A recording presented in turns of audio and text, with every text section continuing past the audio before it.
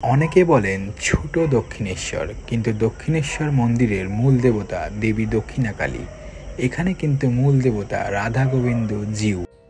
Hello বন্ধুরা, আমি শিবনাথ এসে গেছি তোমাদের সাথে নতুন একটা ব্লগ নিয়ে কেয়ার অফ কলকাতার পক্ষ থেকে। তো আজকেও আসতে পারেনি আমার সাথে, ওর একটা ক্লাস ছিল, এছাড়া ও একটা নতুন বুটিক খুলেছে, তো ওইসব কাজে একটু ব্যস্ত হয়ে আছে, সেই জন্য এখন আসতে পারেনি আমার সাথে। আজকে আসার কথা ছিল যদিও, তো আমি ভাবলাম আমি চলে যাই, একাই তোমাদের সাথে গিয়ে ঘুরিয়ে নিয়ে আসি তোমাদেরকে। আমার পিছনে দেখতে পাচ্ছ বহু প্রাচীন একটা মন্দির, রানী রাসমণির পরিবার কর্তৃক স্থাপিত যে তিনটি মন্দিরের দৃশ্য আমরা দেখতে পাই, তার মধ্যে অন্যতম হচ্ছে দক্ষিণেশ্বরের মা ভবতারিণী, 2 নম্বর হচ্ছে ওনার কন্যা জগদম্বা দেবীর তৈরি অন্নপূর্ণা মন্দির, যেটা ব্যারাকপুরে অবস্থিত, আর তৃতীয়টা হচ্ছে এখানেই ওনার পরিবারের সদস্য গিরিবালা দেবী এই মন্দিরটি তৈরি করেছিল। তো তোমরা কিভাবে আসবে, ভোগ প্রসাদ পাওয়া যায় কিনা, কখন কখন মন্দির খোলা থাকে, পুরো ডিটেলসে ইনফরমেশন আমি তোমাদের সাথে আজকে শেয়ার করছি। তোমরা পুরো ভিডিওটা দেখতে থাকো, আর দেখার মাঝখানে যদি তোমরা চ্যানেলে নতুন হয়ে থাকো তাহলে একটা সাবস্ক্রাইব করে দিও আর বেল আইকনটা প্রেস করে দিও। আর যদি তোমাদের ভিডিও ভালো লাগে তো একটা লাইক এবং শেয়ার আর একটা কমেন্ট করে দিও। তোমাদের এবার লোকেশনের গাইডেন্সটা দিয়ে দিই। তোমরা যদি হাওড়া থেকে আসতে চাও তাহলে হাওড়া থেকে তোমরা বাস ধরবে সোদপুর বা ব্যারাকপুরগামী বাস ধরে তোমরা একদম আগরপাড়া স্টপেজে নামবে। আগরপাড়া স্টপেজে নেমে ওখান থেকে তোমরা টোটো পাবে, টোটো 10 টাকা নেবে, বলবে গিরিবালা ঘাট যাব, তোমাদের একদম গিরিবালা দেবী মন্দিরের সামনে তোমাদেরকে নিয়ে পৌঁছে দেবে। এছাড়া তোমরা যদি শিয়ালদা থেকে আসো তাহলে শিয়ালদা থেকে আসার সব থেকে ইজিয়েস্ট হয়ে হচ্ছে ট্রেন লাইন, মানে শিয়ালদা শাখার মেন লাইন। শিয়ালদা শাখার মেন লাইনে ট্রেন ধরে তোমরা আগরপাড়া স্টেশনে নামবে। আগরপাড়া স্টেশনে নেমে তোমরা 1 নম্বর প্ল্যাটফর্ম দিয়ে বাঁদিকে চলে যাবে। বাঁদিকে চলে গিয়ে তোমরা অটো স্ট্যান্ড দেখতে পাবে। অটো স্ট্যান্ড থেকে অটো ধরে একদম গিরিবালা ঘাট তোমরা চলে আসতে পারো। সেক্ষেত্রে তোমাদের ভাড়া পড়বে 15 টাকা। তো তোমরা এই দুইভাবেই আসতে পারো, যেটা তোমাদের সুবিধা। আমি গুগল ম্যাপের লিঙ্কটা ডেসক্রিপশন বক্সে দিয়ে দিচ্ছি, যাতে তোমরা কেউ প্রাইভেট কার বা 2 হুইলার নিয়ে আসো তাহলে তোমাদের চিনতে যাতে সমস্যা না হয়। একদম লোকেশনটা অন করবে আর তোমরা চলে আসবে গিরিবালা দেবীর ঘাটে। তো এখন এই গিরিবালা দেবী কে, রানী মায়ের সঙ্গে তার কী বা সম্পর্ক, সমস্ত কিছু আমি ফ্যামিলি ট্রি দিয়ে বোঝাচ্ছি, তোমরা দেখো ভিডিওটা। রানী রাসমণির 4 জন কন্যা সন্তান ছিলেন। সব থেকে বড় হচ্ছেন পদ্মমণি, অর্থাৎ প্রথম কন্যা সন্তানের নাম হলো পদ্মমণি। দ্বিতীয় কন্যা সন্তান ছিলেন কুমারী, তৃতীয় করুণাময়ী ও চতুর্থ অর্থাৎ কনিষ্ঠ কন্যা সন্তান হলেন জগদম্বা।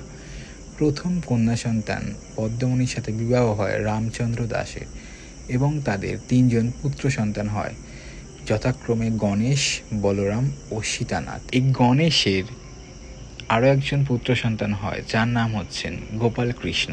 এই গোপাল কৃষ্ণের সাথে বিবাহ হয় গিরিবালা দেবীর। তো চলো মন্দিরের ভেতরে আমি এখন প্রবেশ করছি। দেখো মন্দিরের ভেতর ঢুকেই তোমরা ঠাকুর রামকৃষ্ণের বিভিন্ন ছবি তোমরা দেখতে পাবে এখানে।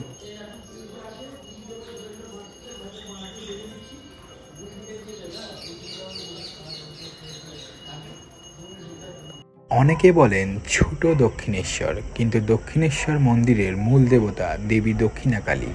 এখানে কিন্তু মূল দেবতা রাধা গোবিন্দ জিউ। মন্দিরটি তৈরি হয়েছিল 1318 সালের 18ই জ্যৈষ্ঠ। চারপাশে প্রাচীর দিয়ে ঘেরা, প্রাঙ্গণের মধ্যিখানে মন্দির, উঁচু বেদি আর তার উপরেই মন্দির। প্রবেশপথ 3টি খিলানযুক্ত। এই মন্দির দক্ষিণমুখী। মন্দিরে ওঠার সিঁড়ির দুপাশে পাথরের 2টি নারীর মূর্তি, যাদের হাতে রয়েছে কাঁচের বাতিদান। তো এই মন্দিরের ভেতর ঢুকেই আমরা যেটা দেখতে পাই সেটা হচ্ছে একটা বিশাল বড় নাট মন্দির। দেখো বিশাল বড় নাট মন্দির তোমরা দেখতে পাচ্ছ।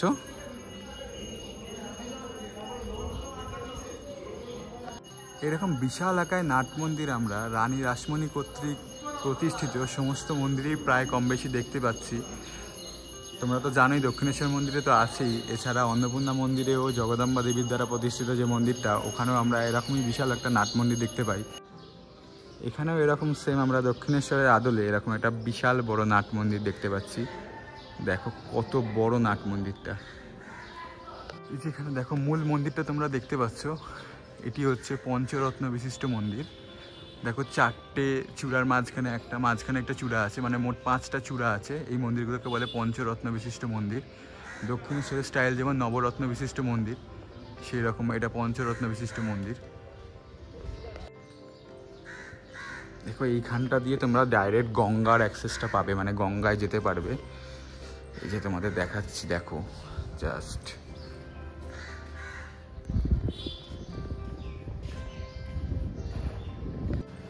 এটা আসলে ভোরের দিকে খুলে দেয়, পরবর্তীকালে এটা বন্ধ করে দেয় পরের সময়তে। এই মন্দির খোলা থাকে হচ্ছে দুপুর 1টা অবধি, সকাল 6টা থেকে, এবং তারপরে বিকেল 4টে থেকে রাত্রি 8টা অবধি এই মন্দিরটা খোলা থাকে।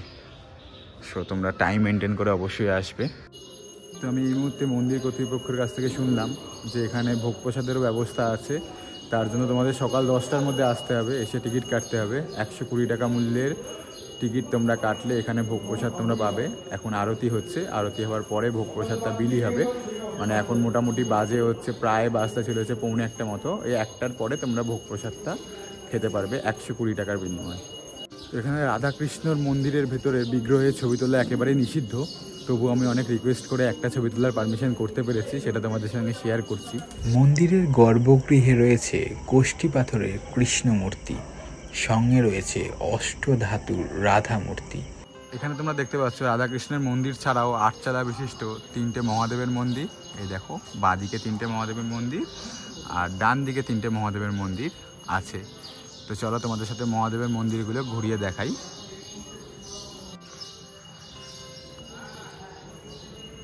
দেখো, এখান থেকে শুরু করি।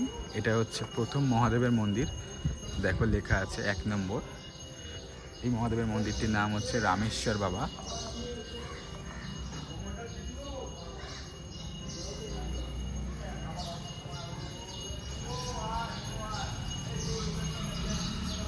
দ্বিতীয়টির নাম হচ্ছে রাজেশ্বর।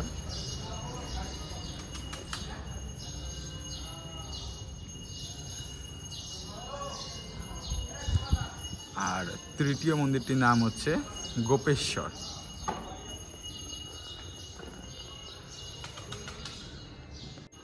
এছাড়াও ওদিকে আরও 3টে মন্দির আছে, তোমাদেরকে নিয়ে গিয়ে দেখাচ্ছি। তোমরা পুরো ভিডিওটা দেখতে থাকো, আর দেখার মাঝখানে প্লিজ একটা লাইক, শেয়ার আর সাবস্ক্রাইব করে দিও যদি তোমরা নতুন হয়ে থাকো চ্যানেলে। আর সাবস্ক্রাইব করার পরে বেল আইকনটা তোমরা প্রেস করে দিও।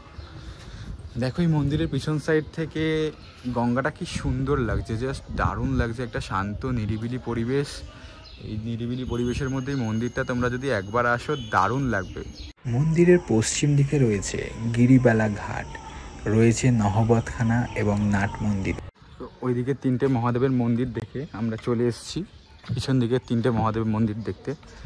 1, 2, 3 তোমাদের দেখালাম, পরেরগুলো দেখে নিচ্ছি। এখানে একটা শান্ত নিরিবিলি পরিবেশ আছে, এত গাছ আছে, তোমরা মানে শান্ত একটা নিরিবিলি পরিবেশের এখানে ভাব তোমরা পাবে। দেখো, 4 নম্বর মহাদেবকে তোমাদের দেখাচ্ছি, বাবা তারকেশ্বর।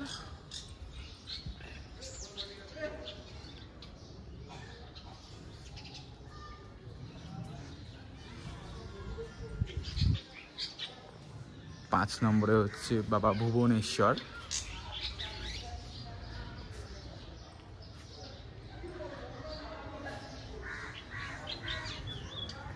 আর 6 নম্বরে হচ্ছে বাবা গিরিশ্বর। সবকটা মন্দিরই 8 চালা বিশিষ্ট মন্দির। দেখো, সবকটা মন্দিরের গায়ে এরকম প্রাচীন কারুকার্য করা আছে। সবকটা মন্দিরের গায়ে তোমরা দেখতে পাবে এই কারুকার্যগুলো।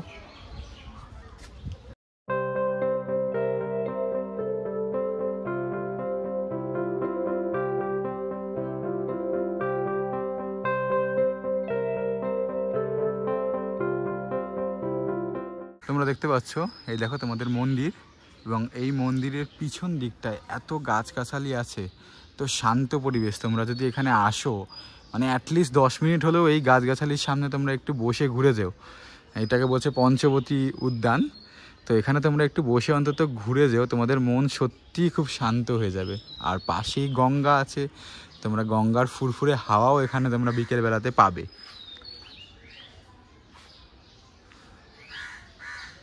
এই মন্দির তৈরির সময় রাধারানীর মূর্তিটি চুরি হয়েছিল।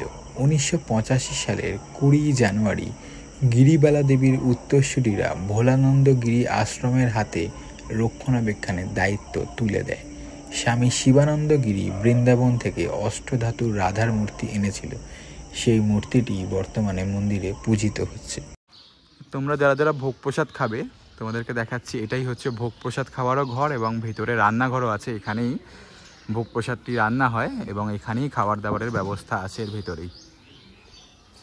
আর তোমরা সত্যি এসে এখানে নাট মন্দিরে কিছুক্ষণ বসো তোমরা, মানে এত সুন্দর এই গরমের মধ্যেও যে মানে একটুও গরম লাগবে না, এতটা গরম রাস্তাতে, তার উপরে তোমাদের একটুও গরম লাগবে না নাট মন্দিরে বসতে। বেশ সুন্দর একটা ফুরফুরে হাওয়া খেলবে। শুধু মন্দির দর্শনই নয়, মন্দির দর্শন করার পরে একটু নিরিবিলিতে একাকী নিজের সাথে নিজের সময় কাটানোর জন্য একদম পারফেক্ট জায়গা হচ্ছে এই জায়গাটা, এই নাট মন্দির এবং পিছনের পঞ্চবটী বন। তোমরা মন্দির দর্শনের সাথে সাথে এগুলো ঘুরে যেও, আর 10টার আগে পারলে আসার চেষ্টা করো, তাহলে তোমরা ভোগ প্রসাদটা পাবে। তোমাদেরকে দেখিয়ে দিলাম কোথায় ভোগ প্রসাদ পাওয়া যায়। এইটা হচ্ছে এখানকার অফিস ঘর, তো এখান থেকেই সমস্ত মন্দিরে যাবতীয় কার্যাদি সম্পন্ন হয়। তো মন্দির প্রাঙ্গণ থেকে বেরিয়ে গেলাম, এখন যাচ্ছি গঙ্গার দিকে। মন্দির থেকে বেরিয়ে হাতের ডান দিক দিয়েই তোমরা এই রাস্তাটা দেখো, তোমাদের দেখাচ্ছি। এই রাস্তা ধরেই তোমরা একদম ডাইরেক্ট গঙ্গাটা পেয়ে যাবে। এই দেখো সামনে তোমরা গঙ্গা দেখতে পাচ্ছ।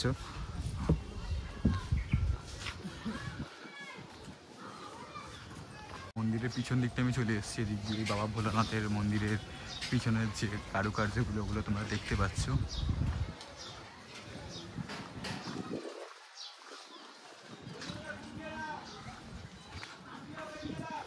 উল্টো দিকে এদিকেই হচ্ছে তোমাদের গঙ্গার ঘাট। এটা মানে এই ঘাটটাকে নর্মালি গিরিবালা ঘাটই বলে। তো এই ঘাটটা পানিহাটিতে অবস্থিত।